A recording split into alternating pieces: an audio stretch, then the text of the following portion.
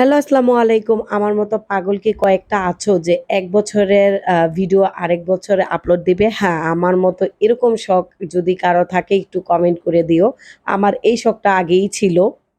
এই সময়টায় হচ্ছে বের হয়েছিলাম গত বছর। ঠিক এই দিনে এই সময়টায়। তো আমার অনেক ইচ্ছা ছিল যে আমি ১ বছরের ভিডিও আরেক বছরে শেয়ার করব। তো ১ম এ চলে গিয়েছিলাম শাহবাগে। এখানে গিয়ে আমি সুন্দর একটা ফুল নিয়ে নিলাম। কারণ আজকে আমি মাথায় খোঁপা করব, সেখানে ফুল পরব।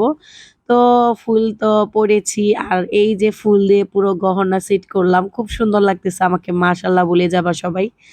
তো এখন এই যে টুকটুক করে হেঁটে যাব রমনার দিকে। আর আমি আর ইভানা খুবই হ্যাপি ছিলাম, খুবই খুশি। তো রমনা গিয়ে ১ম এ আমি এই চাকটা নিলাম ইভানাকে গিফট করব বলে। আগে আমিই পরে দেখি কেমন লাগতেছে। আর এই বাবুটা এত হ্যাপি ছিল, ও অনেক খুশি হয়ে গেছে। তো মাশাআল্লাহ ইভানাকে কি কিউট লাগতেছে, মাশাআল্লাহ কি সুন্দর লাগতেছে, ওরে মানাইছে।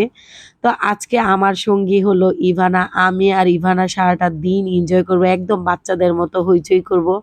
তো আমরা ২ জন যেহেতু একসাথে আর ছোটবেলা থেকে অভ্যাস ইভানা বা সিনিয়া আজকে মিসিং সিনিয়া আসতে পারে নাই।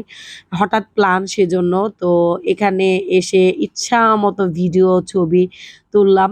তো একসময় আ ভাবতেছিলাম যে এই সময়টা হয়তো আর পাবো না।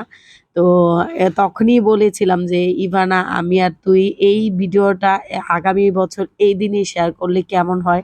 তো ও আমাকে বলতেছে, "হ্যাঁ, অনেক ভালো হবে।" তো রমনা আমরা অনেক মজা করেছি, অনেকগুলো ছবি তুলেছি, অনেক সুন্দর, সুন্দর রিলস বানাতে পেরেছি। আর ২ জনে ঘুরলে না কোনো ডিস্টার্ব ফিল হয়নি। আমি যা বলতেছিলাম, যেভাবে করতেছিলাম, ইভানাও সেইভাবেই করতেছিল, সেভাবেই সবকিছু আমাকে মানে তুলে দিছিল। তারপরে চলে গেলাম রমনার ওই সাইডে, ফুলের সাইডে। এখানে এসে দেখি ভ্রমরা একদম ফুলের মধু খাচ্ছে। আর আমি এই মোমেন্টটা ক্যাপচার করতে পেরে অনেক বেশি এক্সাইটেড ছিলাম। অনেক খুশি লাগতেছিল তখন। আর এই যে অনেক মজা লাগতেছিল এমন সময় বড়ি নিলাম। এই বড়ি টক ভেবে নিলাম কিন্তু বড়ি হয়ে গেল মিষ্টি।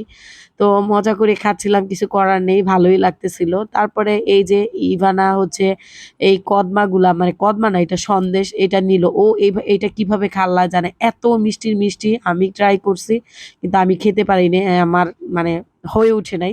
তারপরে শিল্পকলা একাডেমি চলে গেলাম। এখানে পিঠা উৎসব হচ্ছে।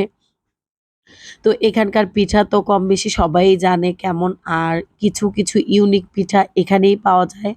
তো আমি ১ম এ ডিম চিতই দিয়ে শুরু করলাম। পিঠাটা মজাই ছিল। আর আমি এখানে কালাই রুটি খেতে গিয়েছি। কারণ কালাই রুটি এর আগে আমি কখনোই খাইনি। বিশ্বাস করেন কালাই রুটি যে এত মজা জানতাম না। জানলে প্রতি বছর এখানে গিয়ে কালাই রুটি খেতাম। আমিও অনেক বেশি মজা করে এই পিঠাটা খাইছি। অনেক ভালো লাগছে আমার কাছে।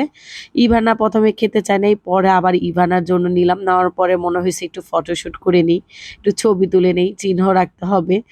তো আবার নিলাম, ও খেলো। এরপরে দেখি ওদিকে গান হচ্ছে। ওই গান শোনার মুড ছিল না, আমাদের পিঠা খাওয়ার মুড ছিল। তো এখানে এসে পড়লাম, এসে দেখতেছি কি, কি পিঠা খাওয়া যায়। তো আ পরে ভাবলাম যে মুন্ডি খাবো।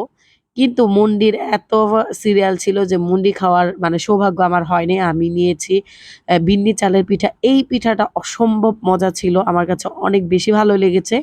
তো সবাই গেলে ট্রাই করার চেষ্টা করবেন। কিন্তু বিন্নির বাচ্চার কাছে একটুও ভালো লাগে নাই। সে বলতেছে এটা কোনো পিঠা হলো কেমন জানি মজা না। তারপরে আমরা হাত ধরে চলে গেলাম হচ্ছে বইমেলাতে।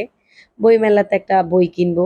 কিন্তু বইমেলা গিয়ে কিন্তু বই খুঁজতে, খুঁজতেই সময় চলে গেছে। বই আর কিনা হচ্ছে না। এই দোকানে ও দোকানে খুঁজতে, খুঁজতে আমাদের টায়ার্ড ফিল হইতেছিল।